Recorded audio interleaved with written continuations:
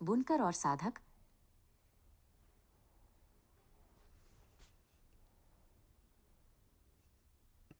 प्राचीन भारतवर्ष के हृदय में, जहाँ प्रकृति की लय हर कदम का मार्गदर्शन करती थी, अर्जुन नाम का एक युवक रहता था। उसका गांव बहती नदी के किनारे बसा हुआ जीवन की एक सुंदर बुनाई था, लेकिन उसकी आत्मा एक गहरे सत्य की लालसा रखती थी, वो छिपा हुआ धागा जो पूरे अस्तित्व को एक साथ बुनता था। अर्जुन यात्रा करता रहा जब तक कि वो पवित्र वन के किनारे स्थित सम्मानित ऋषि वशिष्ठ के शांत आश्रम में नहीं पहुंच गया। प्रणाम करने के बाद अर्जुन ने पूछा, हे पूज्य ऋषि, मैंने व्यस्त बाजार, उपजाऊ भूमि और शांत वन देखे हैं। हालांकि मैं समझना चाहता हूँ, वो क्या है जिसे जानने से सब कुछ ज्ञात हो जाता है। ऋषि ने गहरी शांति से मुस्कुराया।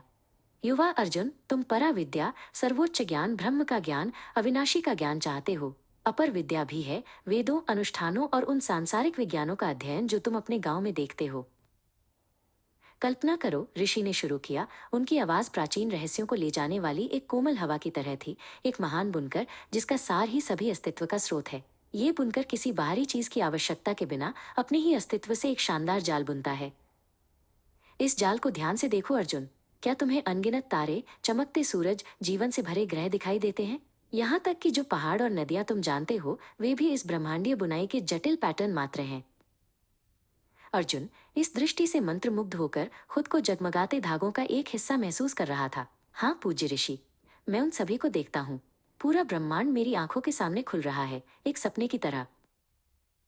प्रत्येक धागा, प्रत्येक रूप, इस विशाल सृष्टि में प्रत्येक नाम बुनकर से निकलता है। ऋषि की आवाज प्राचीन ज्ञान से भरी हुई गूंज उठी।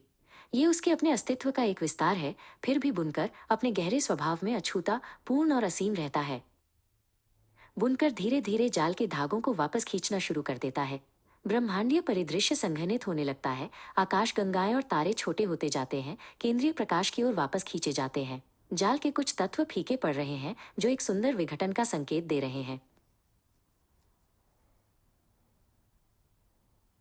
सृष्टि की विशाल टेपेस्ट्री अंदर की ओर सिमट गई, प्रकाश के एक शानदार कोर में घुल गई, जो तब बुनकर की दीप्तिमान उपस्थिति में वापस विलीन हो गई। अर्जुन ने शांति और एकता की गहरी भावना महसूस की। स्वयं और ब्रह्मांड के बीच का अलगाव समझ के प्रकाश में घुल गया।